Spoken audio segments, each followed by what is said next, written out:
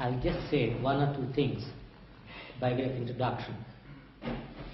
Dr. Schlogel there is a well-known scholar in Zen Buddhism.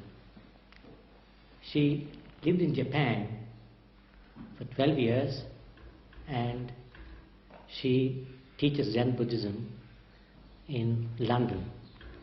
She was also the librarian of the Buddhist Society till very recently, and many people know her because many people have been her students. Little louder. Yes. We have been wanting to arrange this dialogue with Krishnaji from last year. It was not possible. Dr. Rahula is from Ceylon, Sri Lanka, and he is a very great Buddhist scholar both in the Theravada and the Mahayana. He lectures in Ceylon, in Oxford. He goes to USA, Japan, and he is quite well known and has written quite a few books. And I'm very glad it's possible that we have this dialogue today with Krishnaji.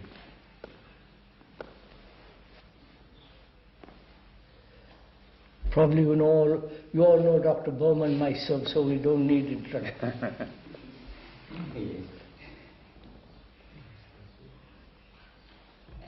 Yes, sir. And we know you so well. And I have been following your teaching, if you allow me to use that word. I know that you don't like that word very much. It's all right, sir. Yes, and from my young days. And I have read most of your books with great interest, deep interest. And I wanted to have this discussion with you for a long time. And I am very happy, very pleased that we got this opportunity today. Thanks to Mr. Narayan for arranging all this. I must say that as I have followed your teachings, your books for many years, I must say that for a person who knows Buddha's teaching sufficiently well, your teaching is quite familiar. And for a person like that, it is not a new thing, it is quite familiar.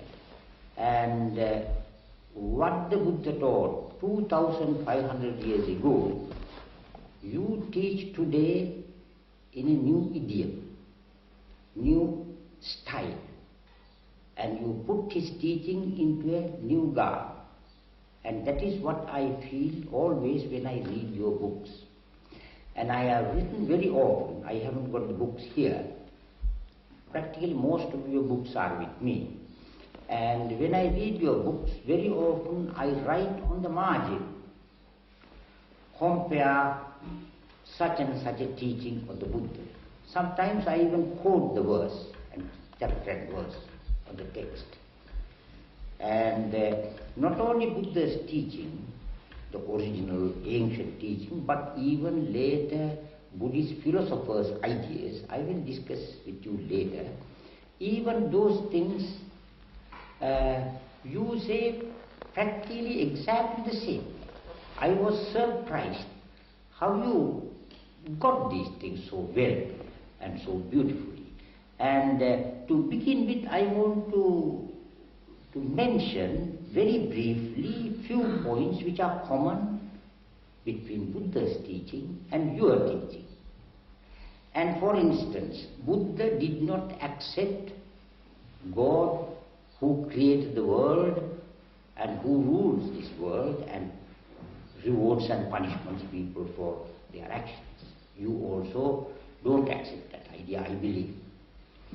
Then Buddha did not accept the old Vedic, Brahmanic idea of eternal, permanent, everlasting, unchanging soul, Atma. They denied it. And you also, I think, don't accept that soul, that kind of soul.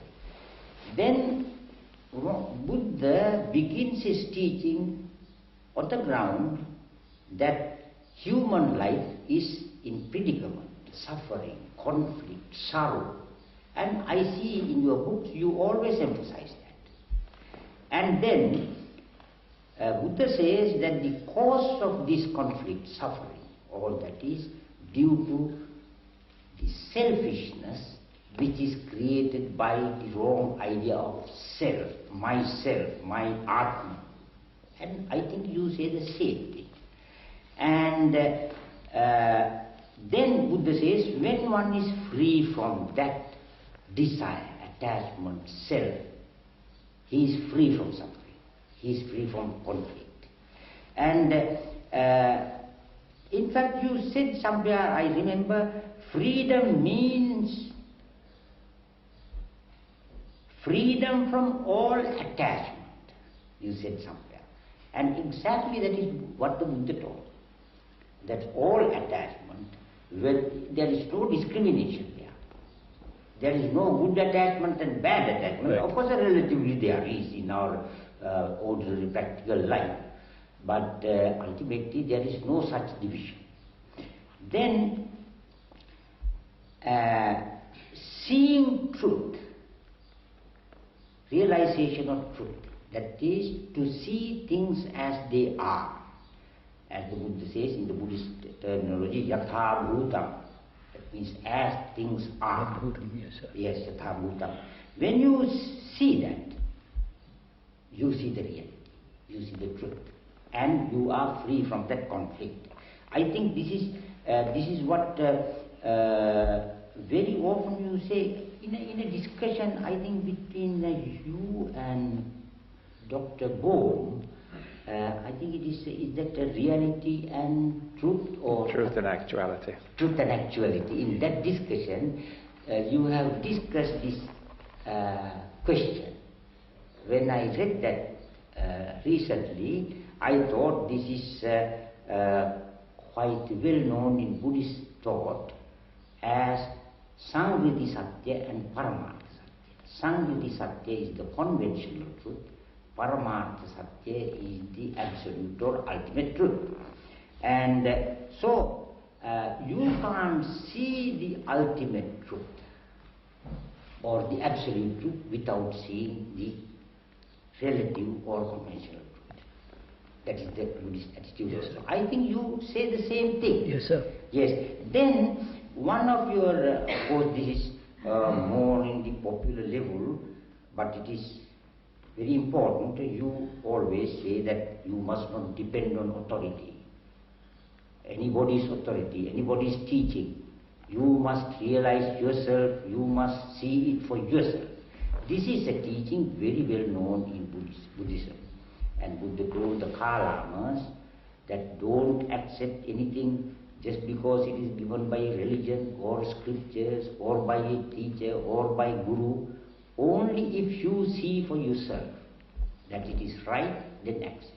If you see it is wrong or bad, then reject. And I remember very interesting discussion you had with Swami Venkatesana. Yes, sir. Yes, his point was very much that old idea of guru, importance of guru. But you always said, what can he do? It is your job, your business to do it. A guru can't save you. This is exactly the Buddhist attitude, that you should not accept authority. And after reading, I listened to that also. A friend of mine played that record, the tape. Later on, I read in the, I think in the book, your book, The Awakening of Intelligence. Awakening of Intelligence, the whole thing. After reading, at the end, I wrote as from the text. Buddha has said this in two, all this discussion is summarized by the Buddha in 2 lines in the